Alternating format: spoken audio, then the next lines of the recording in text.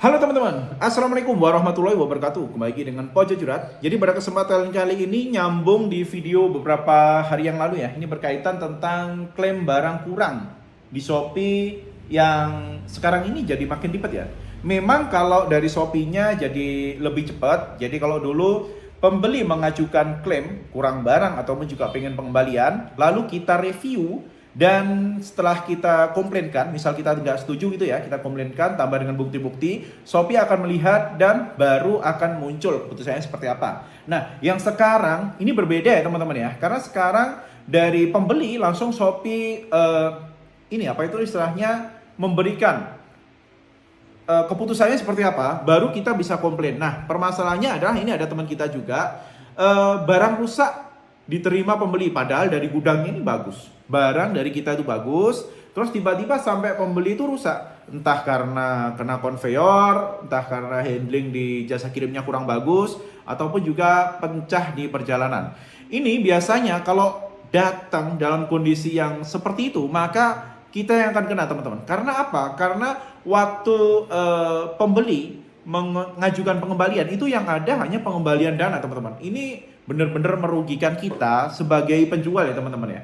Oke, sekarang agar kita nggak rugi, bagaimana? Kalau nggak mau rugi, maka kita harus ada komunikasi yang baik dengan bayarnya. Permasalahannya kalau bayarnya ini agak jengkelin ya, karena seringkali kita ketemu dengan buyer yang nggak bisa diajak koordinasi, nggak bisa diajak kompromi gitu ya. Kita pengennya oke lah kita ajukan ke Shopee lagi untuk nanti diajukan ke jasa kirim, karena kita juga pengirimannya itu bagus, pengiriman kita bagus, pengiriman kita lengkap, tapi nyatanya sampai di jasa kirim mungkin karena kesalahan handling ataupun juga apa dan lain sebagainya, ternyata barangnya rusak. Dan ini beberapa kali saya ngalamin buyer saya beli sekitar ya katakanlah 10 produk gitu ya, nyampe di buyer ternyata produknya hanya ada 3 ataupun juga hanya 4, dan dari sana ternyata barangnya itu sudah terbuka. Oke, yang perlu kita lakukan adalah kalau kita memang sudah yakin ya, kita sudah yakin barang kita bagus,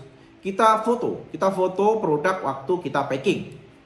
Ini teman-teman ya, yang wajib kita lakukan adalah foto produk sewaktu kita packing. Nanti kalau ada komplain, teman-teman pastikan ini loh barang saya itu pengirimannya bagus seperti ini. Kok nyampe sana berbeda? Dari chattingan-chattingan itu bisa kita jadikan bukti ya teman-teman ya. Apalagi kalau ada video yang menyatakan bahwa barang ini baru nyampe ternyata udah terbuka. Udah kalau seperti itu lebih enak lagi, langsung kita ajukan, kita mintakan ke Shopee lagi, mohon untuk ditinjau lagi karena ini pengiriman dari kami barangnya bagus. Lalu nyampe di pembelinya seperti ini, nyampe di pembelinya ternyata rusak. Ini yang harus tanggung jawab sebenarnya adalah jasa kirimnya. Jangan kesalahan jasa kirim dibebankan kepada sellernya. Padahal sellernya sudah melakukan packing dengan bagus, mempersiapkan produk dengan sematang-matangnya, pokoknya semuanya lengkap dah. Tapi kesalahan handling akhirnya nyampe di buyer dalam kondisi rusak, dalam kondisi kurang, dalam kondisi cacat. Ini harusnya memang jasa kirim yang tanggung jawab. Permasalahannya juga jasa kirim biasanya akan mempacking ulang produk kita. Nah, itulah kenapa kita perlu untuk memfoto produk yang sudah kita packing.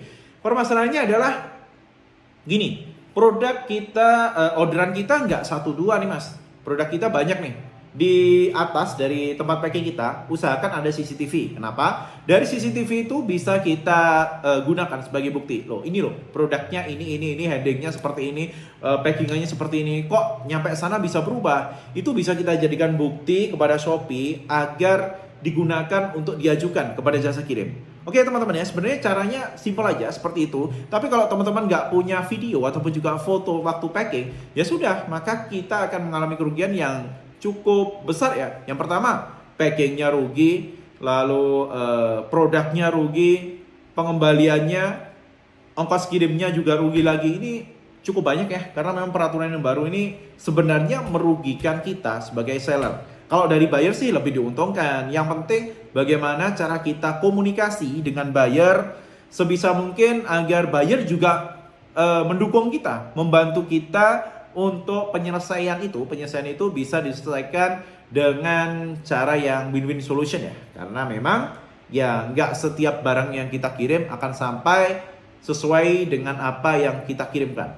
Seringkali di pengirimannya agak bermasalah. Oke teman-teman ya, semoga manfaat. Jadi pastikan di foto terlebih dahulu produknya. Kalau nggak ada foto, dibuat video ya, direkam lah mau nggak mau ya. Itu biar kita aman. Kalau nggak mau ribet ya sudah, kita harus mau nggak mau menerima keputusan dari Shopee.